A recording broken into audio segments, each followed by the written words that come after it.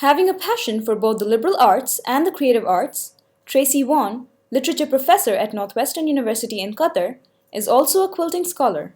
She started learning to quilt in 2002 with the help of a faculty colleague who also happened to be a quilter. Event took place where I was in her home and I saw these beautiful, vibrant quilts on her walls. And so I asked her then, would she teach me how to do it? And she agreed. Although machine quilting has become quite common, Dr. Vaughn specializes in handwork. The tradition of handwork to me that I felt was extremely important.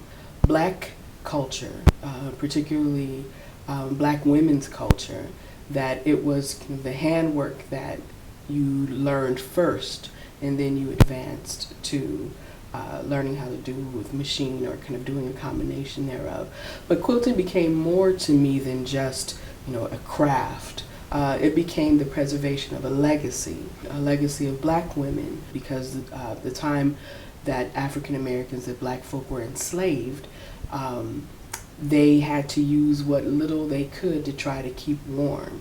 Now that's kind of the craft, the art, if you will, that was born out of necessity.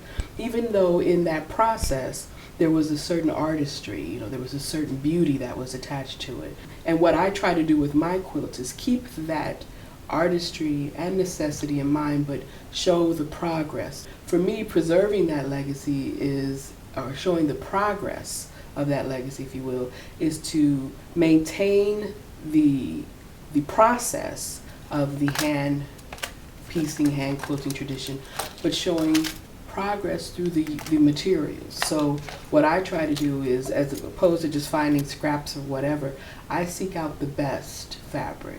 Dr. Vaughn's passion for quilting was enhanced by African American fiction.